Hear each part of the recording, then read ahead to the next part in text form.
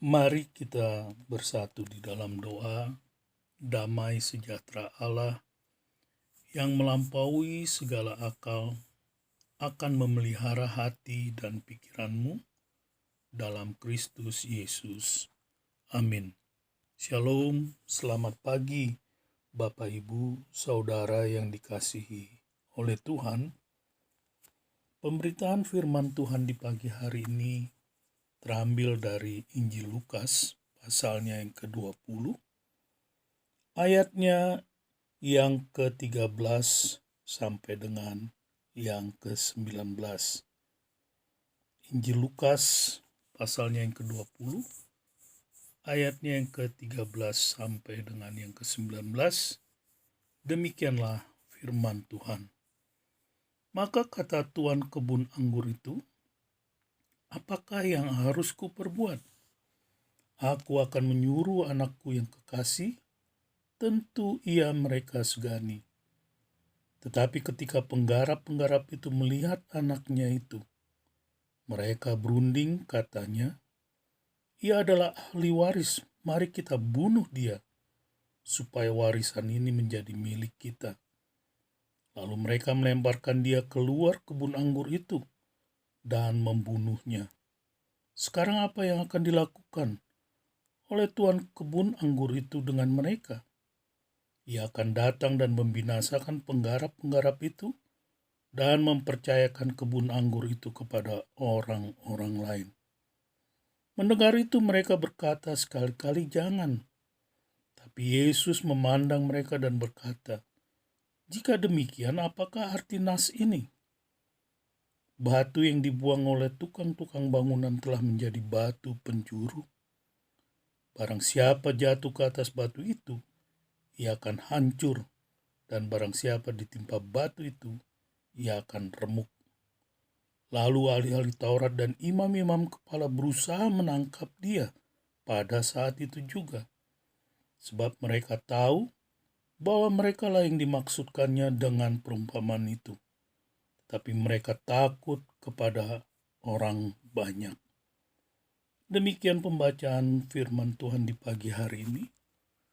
Bapak, Ibu, Saudara yang dikasihi oleh Tuhan, dari Lukas pasalnya yang ke-20 di ayatnya yang ke-19, maka kita dapat mengerti bahwa Yesus mengartikan perumpamaan ini ditujukan kepada ahli-ahli Taurat dan imam-imam kepala yang hadir pada saat Yesus mengajar.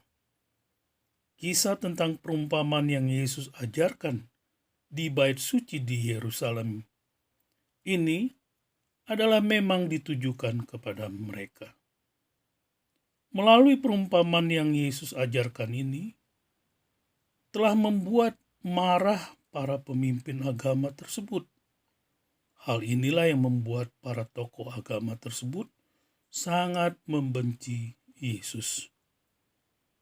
Kebun anggur yang dipakai oleh Yesus sebagai perumpamaan ini adalah menunjuk kepada Israel. Kemungkinan besar Yesus membuat perumpamaan ini untuk mengingatkan para pendengarnya tentang kisah kebun anggur di dalam nubuatan dari Nabi Yesaya. Dalam nubuatan tersebut, yaitu tentang kebun anggur, Yesaya memberitakan tentang penghakiman Allah yang diakibatkan dari kekacauan ekonomi, sosial, dan agama di Israel pada waktu itu. Nyanyian Yesaya tentang kebun anggur tersebut menggambarkan kebun anggur yang tidak produktif, yaitu tidak menghasilkan buah yang baik. Oleh karena itu, kebun anggur itu akan dihancurkan oleh sang pemilik kebun tersebut. Bapak, Ibu, Saudara yang dikasihi oleh Tuhan, namun dalam perumpamaan Tuhan Yesus ini, kebun anggur yang dimaksud justru menghasilkan buah sebagaimana mestinya. Tetapi yang menjadi masalahnya adalah para penjaga atau para penggarap dari kebun anggur tersebut yang tidak mau memberikan bagian yang menjadi hak dari pemilik kebun anggur itu. Para penggarap ini, menurut Lukas pasalnya 20 ayat 19, diwakili oleh para imam kepala dan para ahli-ahli Taurat. Perumpamaan itu menyiratkan bahwa mereka berperang melawan Tuhan dan menolak untuk mengembalikan apa yang menjadi hak Tuhan. Sedangkan anak terkasih dari perumpamaan itu mewakili Yesus. Perumpamaan itu menggambarkan Yesus sebagai salah satu dari utusan dari Bapa sang pemilik kebun anggur yang datang untuk memanggil para penggarap Israel untuk memenuhi kewajiban mereka kepada Allah, pemilik kebun anggur tersebut. Tapi seperti orang-orang yang datang sebelum dia, anak terkasih daripada pemilik kebun itu pun ditolak, bahkan dibunuh oleh para penggarap itu. Yesus mengatakan bahwa sang pemilik kebun anggur akan memusnahkan para penggarap dan memberikan kebun anggur itu kepada orang lain.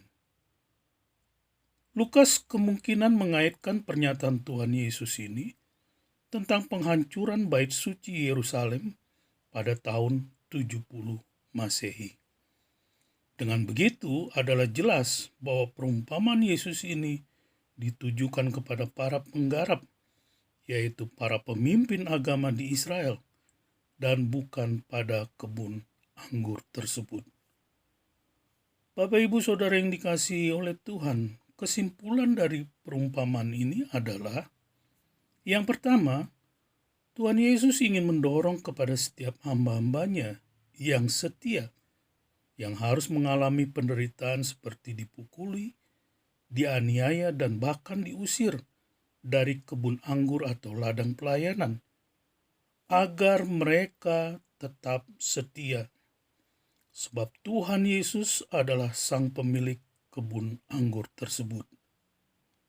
Yang kedua, Tuhan Yesus mengatakan bahwa bagi mereka yang berpikir bahwa dengan melakukan penganiayaan kepada para pekerja yang diutus oleh Tuhan sang pemilik kebun anggur tersebut, mereka harus mempertanggungjawabkan perbuatan mereka pada hari penghakiman nanti, di mana sang pemilik itu akan datang dan meminta pertanggungjawaban. Selamat beraktivitas. Tuhan Yesus memberkati. Bapa, terima kasih untuk firman-Mu di pagi hari ini. Kiranya firman-Mu termeteraikan dalam hati kami untuk tetap setia di dalam bekerja di ladang pelayanan Tuhan.